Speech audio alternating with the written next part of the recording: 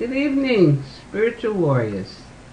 Welcome to another session of spiritual warriorship, where we read, hear from, discuss, think about words of Bhakti Tirtha Swami from his spiritual warrior books. We are now reading from Spiritual Warrior 5, Making the Mind Your Best Friend. And we began last week with a new chapter. I called it a new adventure because we did quite a bit from Spiritual Warrior 3. But this is an interesting, exciting book also.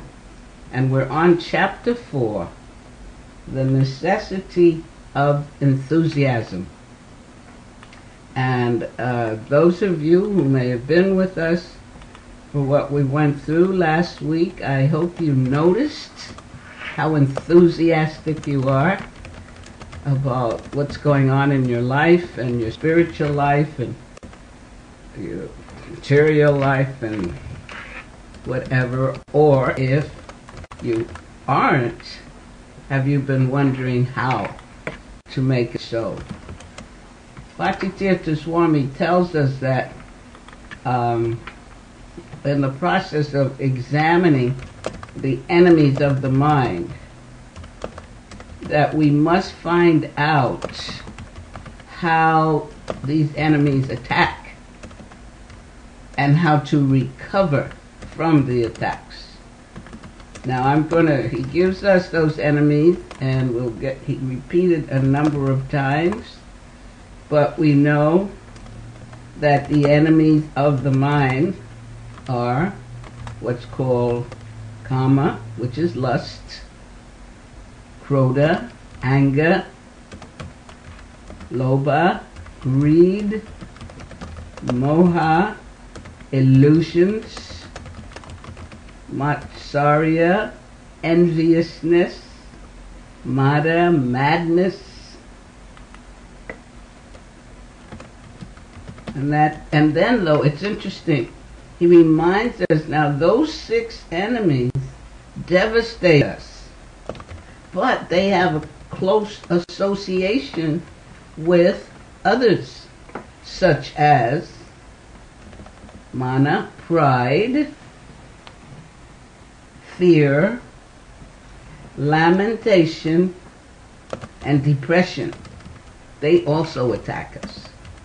So what he's going to do here, because he wants us to remember that most importantly, we want to know how to avoid the attacks of these enemies before they take place. What's brewing before they actually grab us.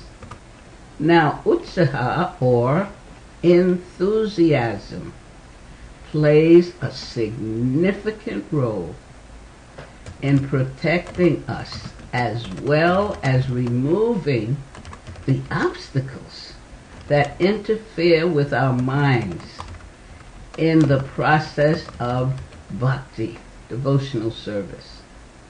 So what he says here, what we want to do as we go through this chapter, we want to scrutinize the topic of enthusiasm from all angles so that we can understand what produces enthusiasm. We want to also understand what hinders the development of enthusiasm. And we also want to understand what happens in its presence and what happens in its absence.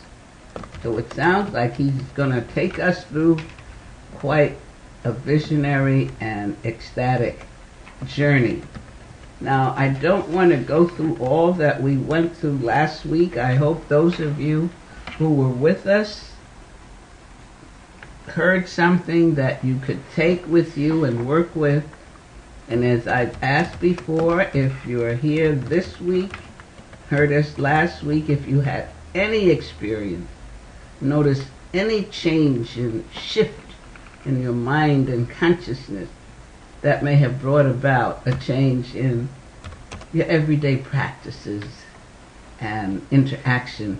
I'd like to know. Share it with me here in the chat room, or I've given you permission, if you will, to write to me at email motherandjohnny108 at gmail.com.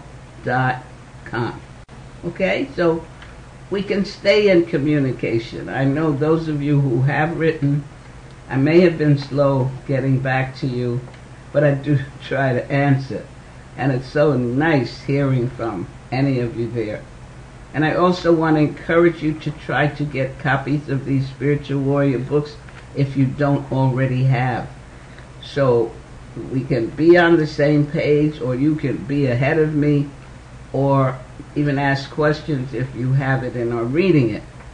And as I said before, you can get the books from Krishna.com store or from the publishers directly at through their website, harinamapress.org. Okay? Okay, so he mentions here. What chapter are we reading? 4. We're on chapter 4. He mentions, yes. There's a sharing by Edgar about what you just asked. She's sharing? Who's sharing? Edgar. Edgar, okay. Today I started working at a nursing home. When it becomes difficult to communicate or relate to the residents, I remind myself to see Krishna in their hearts, and the results are visible, all caps.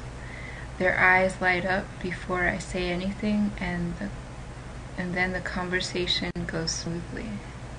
Thank you for sharing, Edgar. It's true. Let me tell you, that reminds me of an incident I had some years ago when I lived in Pennsylvania.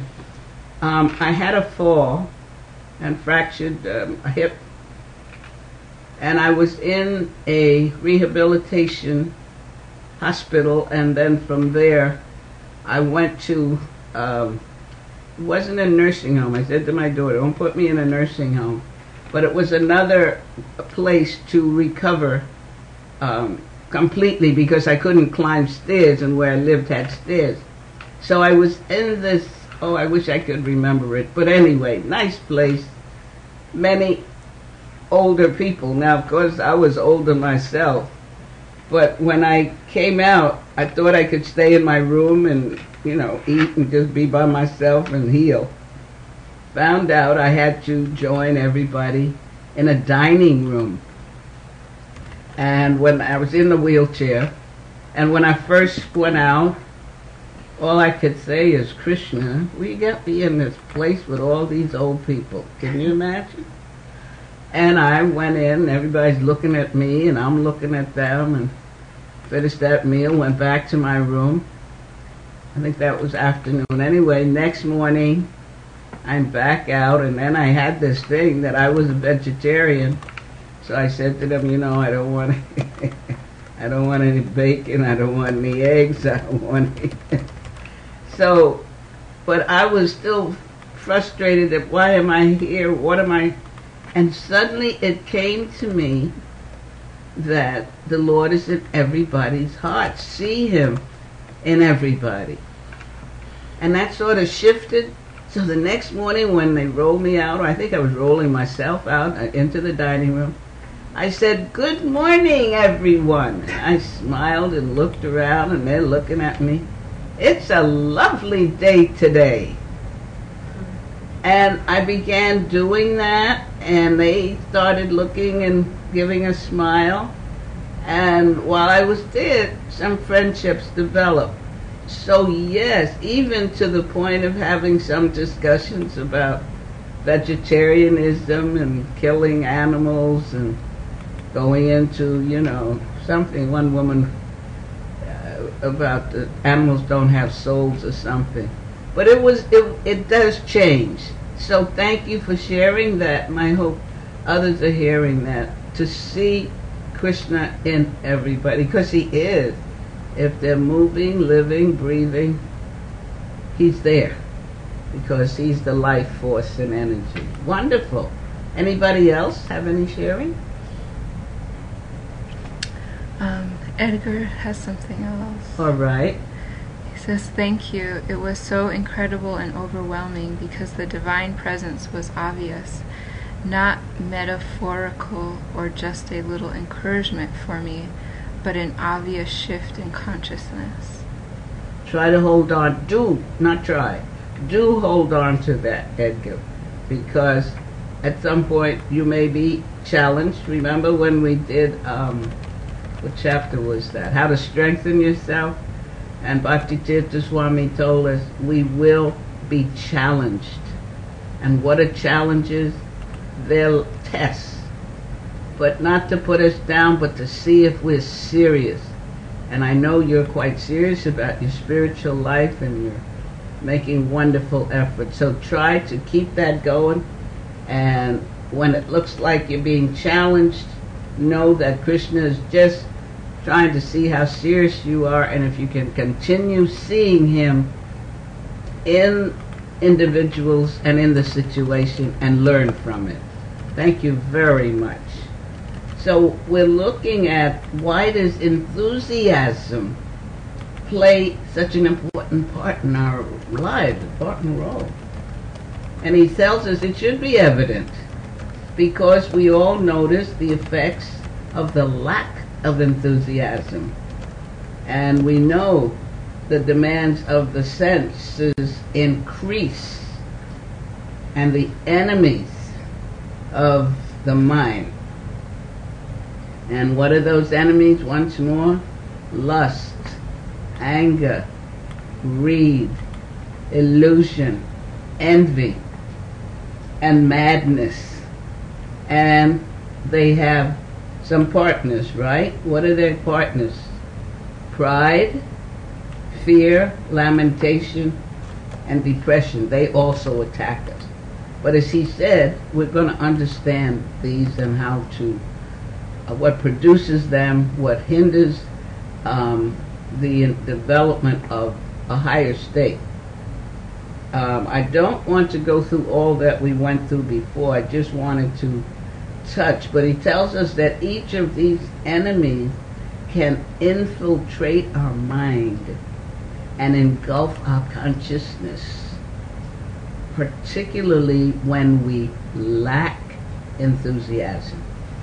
So we're going to move on to, where's 2? I had 2 here. Oh, he tells us here that when we are enthusiastic, we are more mindful and grateful. Huh? We have more short and long-term goals.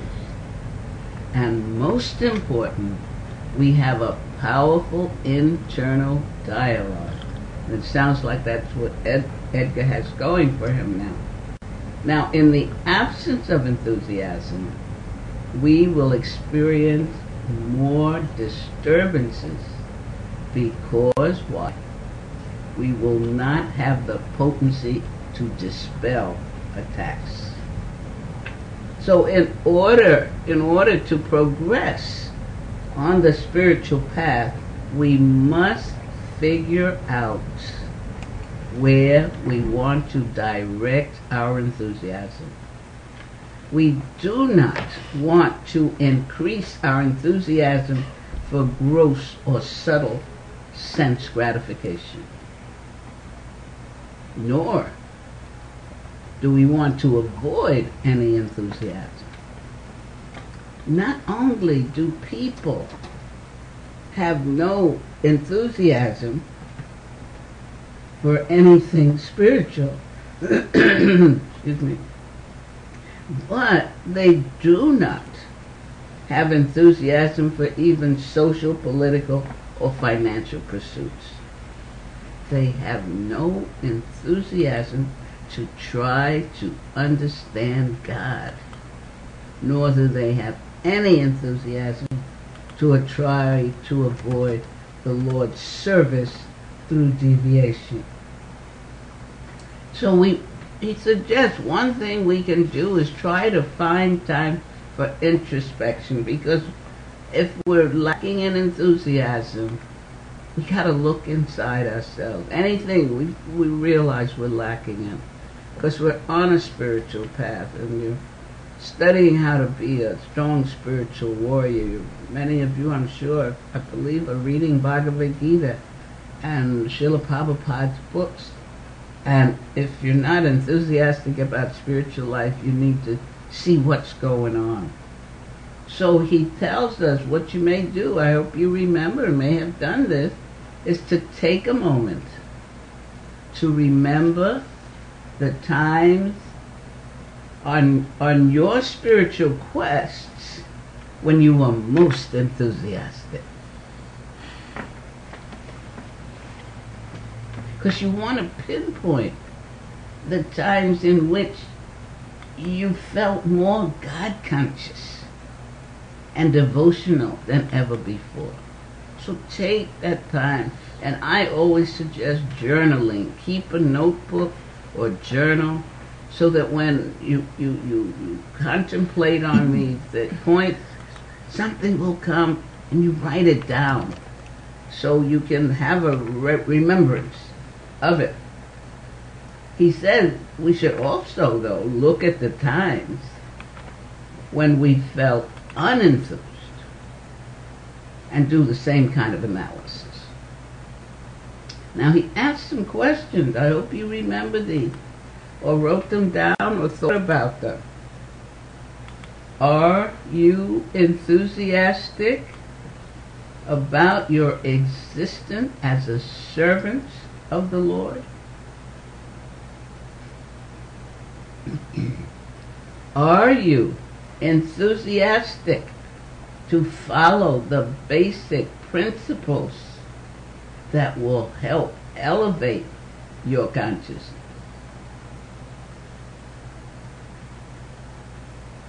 Are you enthusiastic in the association of saintly people, or even spiritually like-minded people? Remember, we went through a whole discussion of association, how important it is. This even goes back to our early days when we were doing the 12 qualities of a spiritual warrior, and how to one of the points in how to control the mind and the senses. And one he stated, we must be aware of our association. And then somewhere else, when we were talking, I don't have photographic mind, but something will run in about discriminating, being discriminative of whom you're talking to, what you're hearing, and what you're speaking. Okay? The next question. Are you enthusiastic about what you can experience in your present state, in your purest state even? Because he said we must, as spiritual warriors, whomever you are, we must examine our spiritual life on a daily, weekly, or even, he says, yearly basis. And you can do that, as I said, by journaling. Yes? There's a question by Carol. Carol? Yeah. I have a question because of a thought that came to mind when Mother and Johnny suggested we think of when we felt more enthused. I think I am more enthusiastic when I can do what I think is good, right, follow principles, but not so much enthused when instructed by others to do things that don't seem proper. Who does our obedience to Where does our obedience to others end? What are we allowed to choose for ourselves? I feel Mother and Johnny will have a good answer. Carol, I feel you have a good answer. You have been following us, you've been hearing, and hopefully you have a book or two, but I really feel you can answer that question. You want to try it? You give me the answer.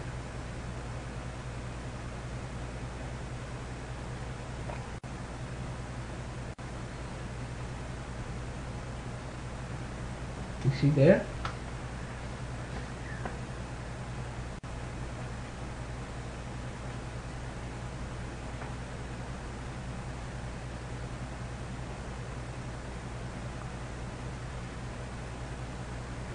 Is she answering?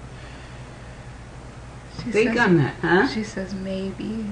Yes, Carol, you know, dear. I want you to think on the question as you presented it. And then I'm going to come back to you. I want to cover some more points here. What is she saying?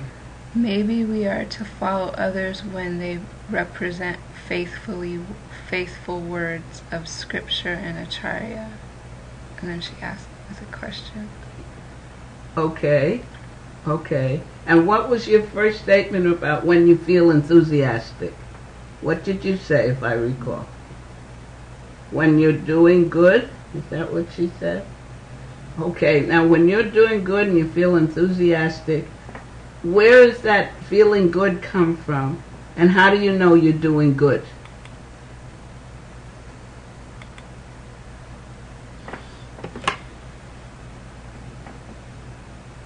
And while you're thinking on that, remember we went through that to get your answers. Who is that? The teacher, the mentor, guru, the sastras, and sadhus, saintly people. So you're asking, I believe, what authority to hear from. Those are the three authorities: the sastras, the spiritual teacher, and saintly people. So that's an answer for one of your questions. But I know you know that, Carol. But those are good questions. I'm glad you put it out. But I want you to also see that you have the answers, some answers within you, because I really feel you have good answers to those questions, okay? And write it down in a notebook so you'll see how it comes through, because the Lord is in your heart and He's helping you with your desire for a wonderful spiritual life. Okay? Is that all right, Carol? Any comment? She says, okay. Thank you. Okay, Carol. Stay around. So we're looking at introspection. We must find time for introspection. That's very, very important. So I want to continue so we can get to the section for tonight. But he also reminds us that we need to understand the essence of spiritual life. And what is the essence of what he calls Vaidhi Nisida, rules and prohibitions mentioned in the scriptures? The essence of all positive injunctions is to always remember the Lord. The ability to always remember God will lead us to the goal of what? Recognizing Him as our well-wisher and protector. Because He's really our greatest provider and protector. And He's very magnanimous, inviting all living entities back to their original home in the spiritual kingdom. Bhakti Tirtha Swami continuously reminds us that as we grow spiritually, we are really preparing ourselves to return home. As we learn how to care for each other and take care of each other and respect each other, we're preparing for going back home to the spiritual world. Because there's no animosity and bickering. Because why? If there's bickering, it's bickering over how to better serve the Lord. Okay? So our original home is the spiritual kingdom. You know, even from the Bible, it says this world is not our home. And this teaching and philosophy tells us where our home is, spiritual kingdom. And if you read the scriptures, it describes what it looks like, who's there, the activities there with the Supreme Lord. So he says that we might engage in so many services and activities, but they should absorb us in thoughts of the Lord. And of course, the most essential negative injunction is to never forget the Lord. So we're saying the essence of spiritual life is to always remember the Lord and never forget the Lord. So where are we going from there? Well, he sort of tells us now, when we find ourselves lacking enthusiasm, we must immediately find out how and where the enemies of the minds have attacked us. Okay? And we spelled out those enemies. I hope you remember. So, as he's saying in the beginning, we want to see how to avoid those attacks. Now, when these enemies do not attack us, we will feel highly enthusiastic. So if you're not feeling highly enthusiastic, you need to do introspecting. You need to be mindful of which maybe one of those enemies are attacking.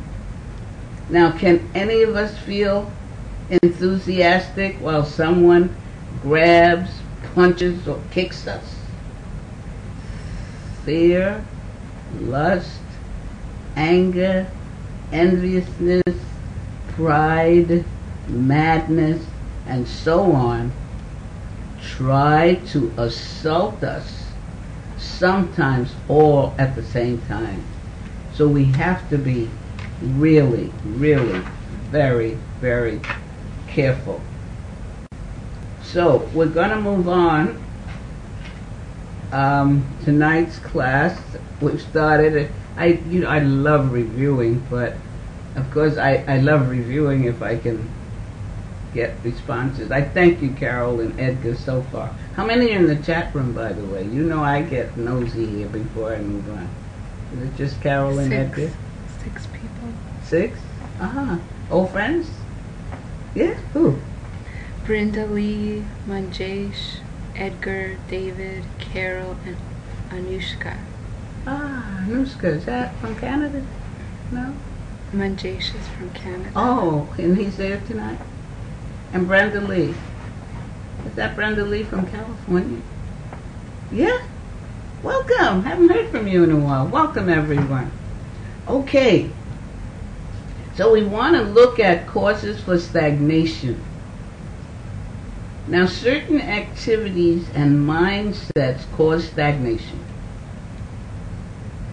The 9 tenets of spiritual life now include hearing, chanting, remembering the Lord, serving at the lotus feet of the Lord, offering the Lord respectful worship, and offering prayers to the Lord, becoming His servant, and considering the Lord to be our best friend.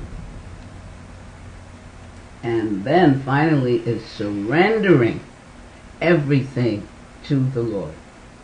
Now we cannot perform those particular activities enthusiastically without properly aligning our consciousness in devotional life. Devotional life is serving the Lord. Now he tells us, as a matter of fact, each or all of these will become like laborious tasks. And there's no question of full surrender if we lack enthusiasm or serve nonchalantly. We must move with great intensity in order to break through the modes of material nature. And it requires strong faith and spiritual greed to increase our taste. You want to be at a state where you want to be reconnected with God more than anything else. Intense greed and faith that it can happen. It's happening because you are doing the activities that will bring that about. So it makes study. There's no time for stagnation. Okay? Now, he tells us about 6 activities that spoil devotional service. And many obstacles lead to that stagnation we spoke of on the spiritual path, such as anathas and weeds and the enemies of the mind. He continuously refers to those enemies. But he's going to give us some quotes from the Nectar of Instruction that states, one's devotional service is spoiled when he becomes too entangled in the following 6 activities. Okay? Now we're trying to become enthusiastic and increase our spiritual life. But we also have to know what can spoil that or deter that or put us in stagnation. Number 1 is eating more than necessary or collecting more funds than required. Number 2, over-endeavoring for mundane things that are very difficult to obtain. Number 3, talking unnecessarily about mundane subject matters. And some of these we've been through in this study. Number 4, practicing the scriptural rules and regulations only for the sake of following them and not for the sake of spiritual advancement. Or rejecting the rules and regulations of the scriptures and working independently and whimsically. Number 5, associating with worldly-minded persons who are not interested in Krishna consciousness. And 6, being greedy for mundane achievements. Now, these activities, we can see, they cause what we call fall down, and they have some connections with what? The enemy of the mind. So he says, let's take, for example, what does this overeating and overcollecting? And he says someone may be collecting because they're envious of a colleague's possessions. They angrily feel that they deserve more than what is coming to them, and have the illusion that acquiring material things will totally satisfy them. Some of you may know people like that.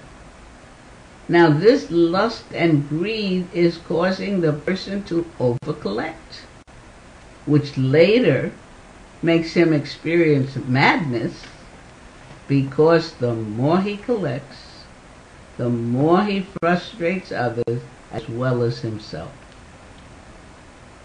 Now, one can never be truly satisfied by pursuing temporary objects.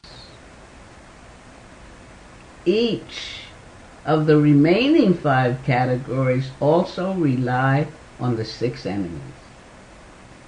One can do their own exercise with each of these to see how they are produced and maintained by the enemies of the mind. That sound like a good homework assignment? Because these, as again, I remember Bhakti Tirtha Swami, when he would give a class, he would say, like, I'm not here to entertain you. I'm here to offer you subject matter for you to become strong spiritual warriors, and for you to really grow spiritually, knowing who you are and your relationship with the Supreme Lord. So I hope you're taking in. All I can do is offer you and share with you what he has given us to help us grow strong in our spiritual life.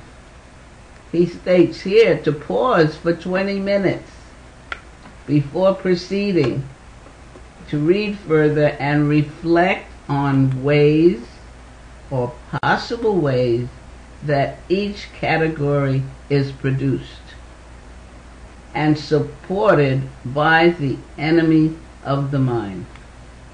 Study them one by one. First, perhaps considering examples relating to yourself, and then examples relating to others.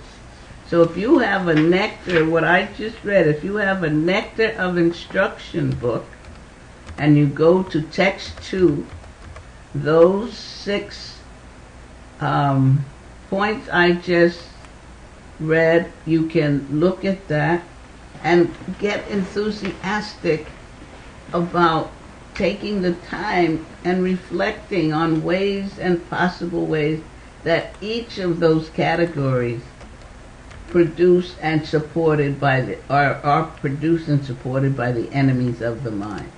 So these are like interactive activities, and if you have a friend who's also listening to this program, you can get together, or if you have the book, or you're making notes, okay? But he now talks about what hinders enthusiasm. Because maybe some of you all are saying, this sounds really good to me, but I sure can't find myself getting so enthusiastic. I really want to, but it's not happening. So let's see what he says, okay? We have time. Now he reminds us that in the book Madhurya Kandambini, the author Srila Vishwanath Chakravarti Thakur, he gives 6 reasons why enthusiasm does not or may not develop properly. And he gives the gradation for unsteady devotional service. So again, we want to apply this to our own lives in order to find ways to increase our consistency and enthusiasm in what? In our spiritual lives.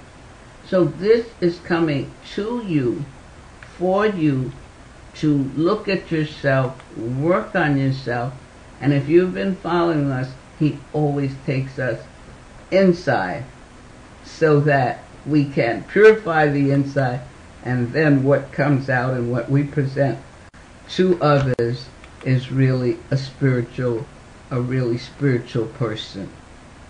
So the first point that hinders enthusiasm. Now, he gives the Latin and the English, and I don't want to leave out. I'll try it. Utsaha mai. But that's sudden enthusiasm. And that occurs when a neophyte experiences enthusiasm due to the novelty of the spiritual environment. Now, since the devotee is a part of a new process, he or she may feel special and full of pride, which enthuses them for a moment. However, it does not last long. In most cases, when we begin on the path of bhakti, devotional service, or on the spiritual journey, Krishna gives us some special experience and taste so that we will have enthusiasm. But it is not steady. Now, the author of the book, Srila Vishwanath Chakravarti, explains the reason for this sudden enthusiasm, or utsamai, is so that we can persevere and maintain enthusiasm beyond this initial stage. We want to make enthusiasm an integral part of our existence, rather than just a flickering emotion based on pride and ego. So if you've come into a spiritual community or met some saintly people and begin to associate and study, as he said, Krishna is going to give us some special experiences, and you can say, wow, this is really great. Oh, and you'll feel excited about it. But again, as we have said before, Krishna also challenges us to see if we're serious. It's like going to school, right? You get excited in whatever grade or wherever you are, and then you got to take the test to show that you understand what you've studied, so you can pass the test and get out of that grade or go to the next level. So your spiritual life is like that, but he lets us have a taste of the excitement, and then you can then seriously and enthusiastically begin to pursue on that particular path. The second point that may hinder us is what he called ganatarala, means that a person is sometimes enthusiastic and sometimes lethargic. Never mind, I got it. Lethargic.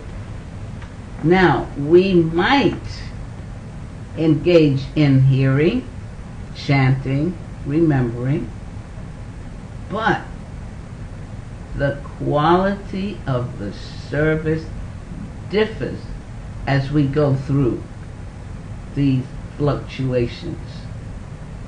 Now, during periods of enthusiasm, we find ourselves having more faith and committing less aparadhs or offenses to others. And consequently, we have less devastating attacks coming from the enemies of the mind. But conversely, when we fall into lethargy, the enemies of the mind will mercilessly take their toll. Now, this is covering quite a bit, but again, if you're serious about your spiritual life, and I just love this subject of enthusiasm, it's really giving us something to think about and something to pay attention to in our everyday life. I'm going to do one more, and then we'll stop for question and answers, and I believe we will continue with this. So what did we look at so far? We looked at sudden enthusiasm, which occurs as a neophyte when you come into spiritual life or spiritual association, and things are just so wonderful, and everybody seems so right and perfect and caring and loving. So your Krishna is giving you an experience, some special experience, so that you will have that enthusiasm and you have a sense of what it feels.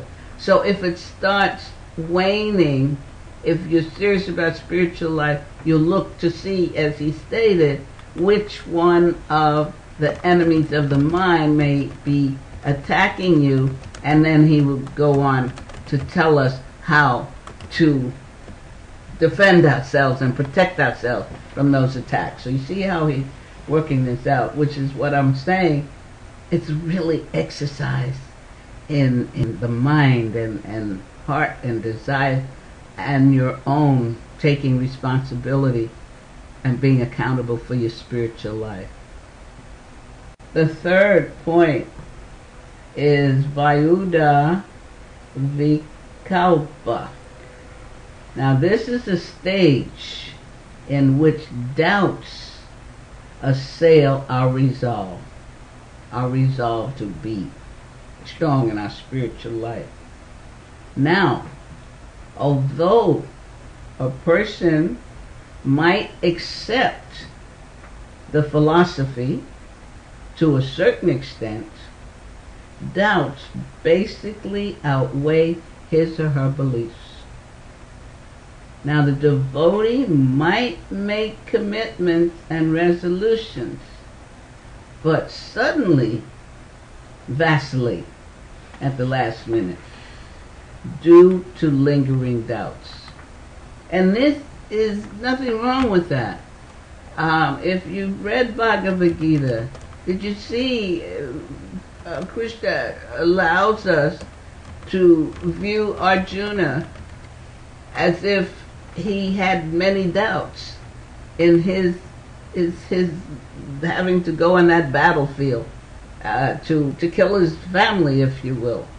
So the scriptures show us what it can feel like and how it sounds, but it then encourages us to go further. So he speaks here last minute due to lingering doubts. Now a person will question all of his or her own decisions, consequently failing to come to any conclusions. The individual might ask, can I really accept Krishna as my best friend? Can I really accept that Krishna has my best interests in mind? What if God does not exist after all? Does this process really work? These questions create stronger doubts than faith. And this is why, again, association is so important. Good association, association with people of like mind, spiritual mind, having a bona fide teacher, and hearing from the scriptures. So I'm going to stop there. Are there any questions or comments at this point, based on what we've just? Because this, to me, it's a lot to take in, but it's really fantastic groundwork when we get to the positive aspect, the higher aspect. Because you need to look and see what things may feel like. Because the next section, when we finish these 6, is 6 principles that guarantee enthusiasm. I know you can't wait for that. But we need to look at what hinders enthusiasm. So as he stated earlier, we can do an introspection and see which enemies may be attacking us and what we can do. So before I go further, I'm going to stop here. Any comments, questions? Brenda Lee has a question. She asks, how to strengthen faith? So what? How do we strengthen faith? How do we strengthen faith? Okay, Brenda Lee. I would like to ask you a question. What does faith mean to you?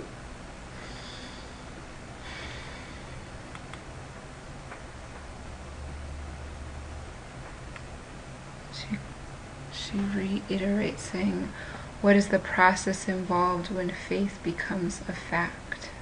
When faith becomes a fact? And then she answers your question, believing against all odds. Okay. Believing against all odds, and then having conviction, firm conviction in who? What? As we just stated, that Krishna, God, the Supreme Personality of Godhead, is your very best friend, a protector, caretaker, and then seeing, observing, and experiencing how he works in your life. How something may be going on and something happens and you see you were protected from that, or you were saved from that, and you see the reciprocation of the Lord. And you are convinced, firmly convinced, that he is that important to you, caring for you, and that he is your very well-wisher. And just seeing how he reciprocates with you. Because if you're not having this understanding or faith in him, you're having it in something else, and one is going to help you feel enthusiastic. Oh, wow, this is wonderful. This turned out quite nice. Or it turned out better than I thought it would. And I know it had to be through God. Because sometimes I use the expression, I know with this mind of mine or brain of mine, I could not have worked out a situation so right. And that convinced me that the Lord in the heart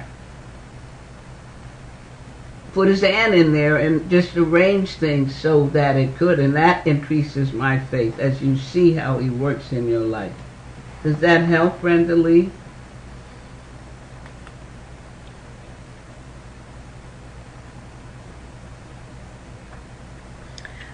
David says, how true, how true.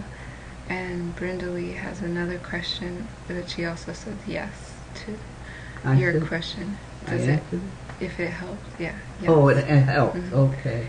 And then she asks, will he, Krishna, God, reveal in some way his presence in my life?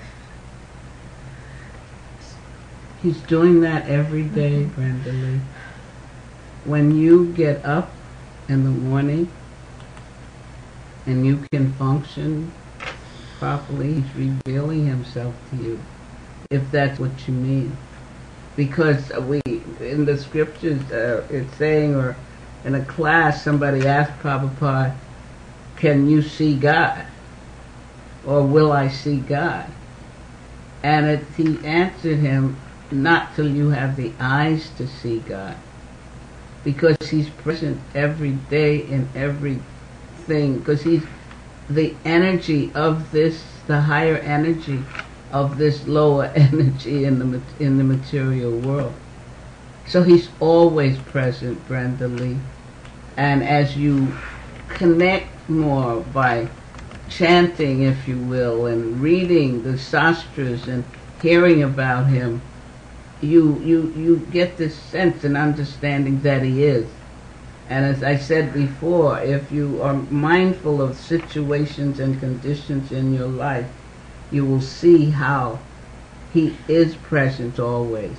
And if, what he says conversely, if something isn't going the way you think it should be going, then he's even more present. And you ask then for his guidance and and he will guide you through that. Yes, he's always present. We had, what was it, where were we reading? In Spiritual Warrior 3, I think we had a whole section on how to see Krishna, God, in everything and everybody, because he is. And the more we do this and practice this, we'll get greater faith, and we will see and know his presence. And as we continue and go higher and higher, then who knows how he will reveal himself. Because I tell you, what attracted me and kept me going in the earlier days of studying this philosophy, reading the scripture, and I don't remember where, but when I heard it, Srila Prabhupada said, you can see God this lifetime. And I remember the tears just rolled out of my eyes, and all I could feel was that my soul was hearing something it was waiting to hear. And I felt that this teaching and philosophy was where I could have that experience.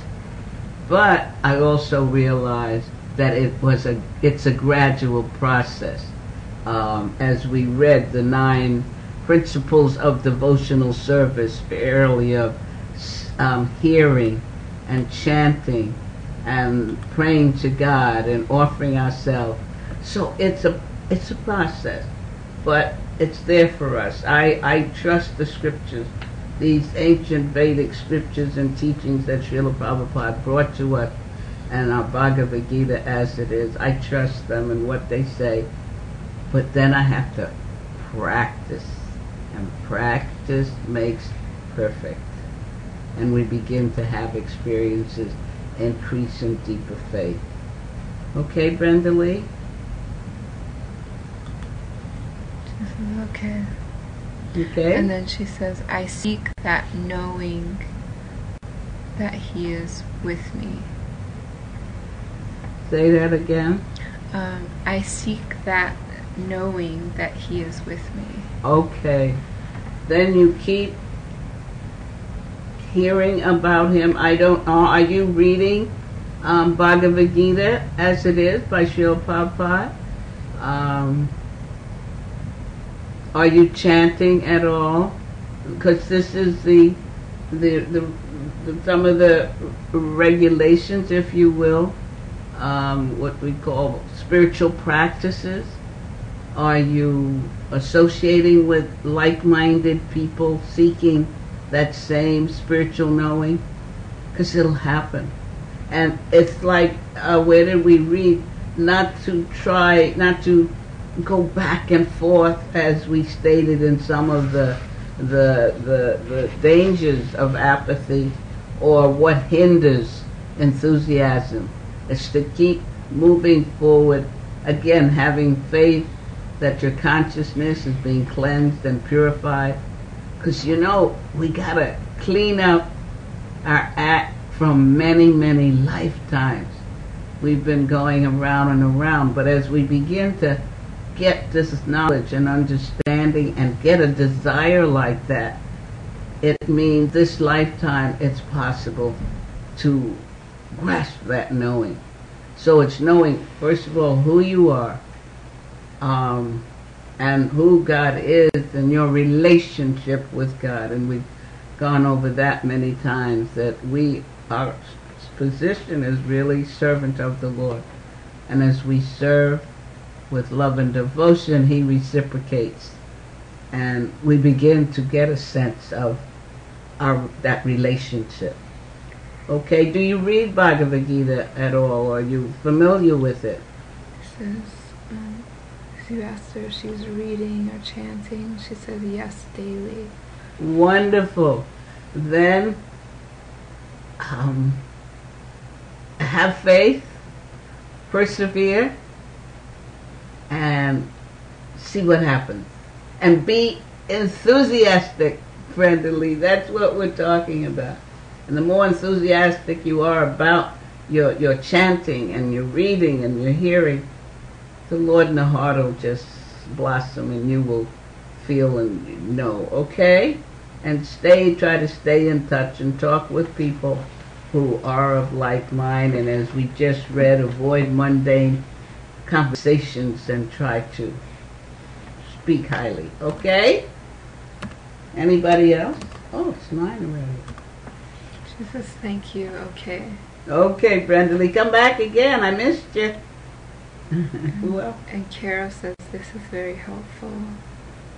Okay, Carol, you're doing well, Carol. Keep studying and practicing and following some of these wonderful instructions you're getting.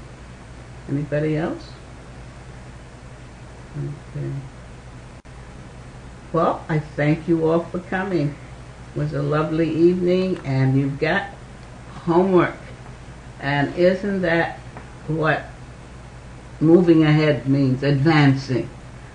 Some wonderful points were brought out tonight, and suggestions of how to look at things and how to pause and check and see and do.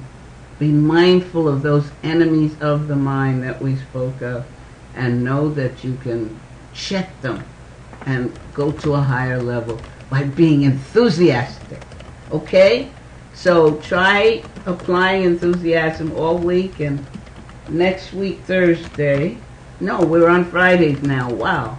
I'm glad you caught up with me, and pray I stay caught up and continue studying and reading, and if possible, do try to get these spiritual warrior books. Hare Krishna, have a wonderful week, everyone.